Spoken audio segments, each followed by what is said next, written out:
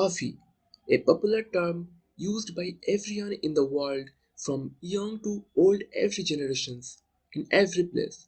Some people drink this as an energy drink, some at meetings, some to serve hospitality to guests, and some for no reason, just to chill. Whatever the purpose is, we all are aware of the energetic power of coffee.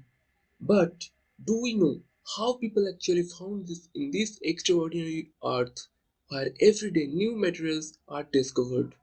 So in today's video, we are going to know how a goat herder first discovered coffee plant and how it became today's packaged coffee and you can say cold coffee, hot coffee in varieties of.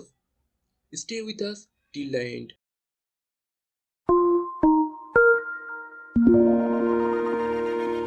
So, basically, the story begins from a little kingdom named Kaffa in the country of Ethiopia. Around the year 850, Kaldi, who was called Khalid by several historians, an Ethiopian goatherd who discovered some of his goats are become very energetic after eating some bright red berries of a certain bush.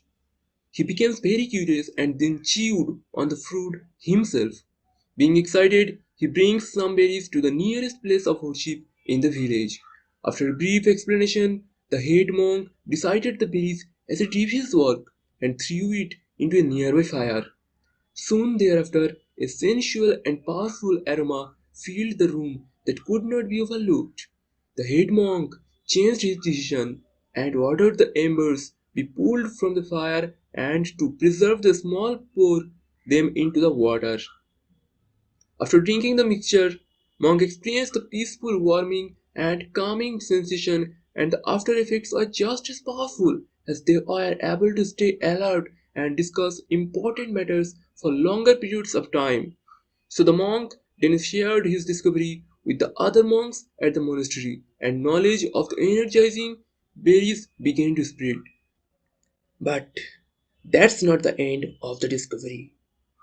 According to some researchers, this coffee was discovered first by a Yemenite Sufi mystic who was traveling through Ethiopia on spiritual matters. He encountered some very energetic and enthusiastic birds that had been eating the fruit of a plant which is now known as the coffee plant. Exhausted from his journey, he decided to try these berries for himself, and he found that they produced an energetic state in him as well. However, it is largely believed that coffee beans were originally exported from Ethiopia to Yemen. Later, Yemeni traders brought coffee plants back to their homeland and began to grow them there. It is also believed it made its way north across the Red Sea into Yemen in the 15th century from Ethiopia, and by the 16th century it was known in Persia, Egypt, Syria, and Turkey. The world's first coffee house was opened in Constantinople in 1475, now known as Istanbul, which is present in Turkey. And with thousands of pilgrims visiting Mecca each year from all over the world, knowledge of this coffee began to spread, which quickly became referred to wine of Araby. Later in the 17th century, with the hand of the Ottoman Empire, it traveled to Europe, firstly in Italy. Over the next 30 years, coffee became the cultural staples in Austria, Germany, Spain, and the rest of Europe. However, grain coffee in Europe was struggling due to its natural colder climates. In America, it was first introduced by the founder of the colony of Virginia, Captain John Smith, in 1607.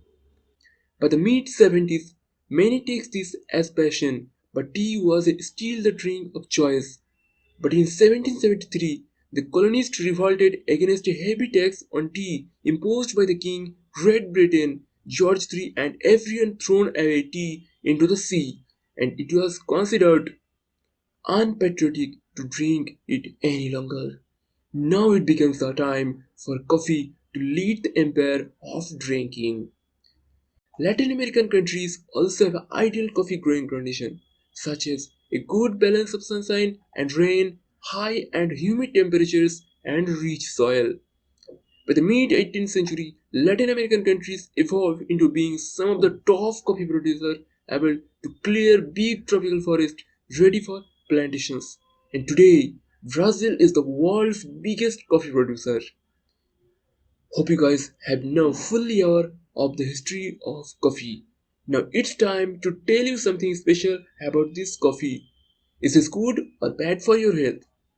If you know want to about the reality of this topic, then you must check out this video. Wait. Before clicking on the video, please subscribe this channel and turn on the notification for all new videos. As a new content creator on YouTube, it will help me a lot. Also, if you love my content, then please like the video and share this to your friends.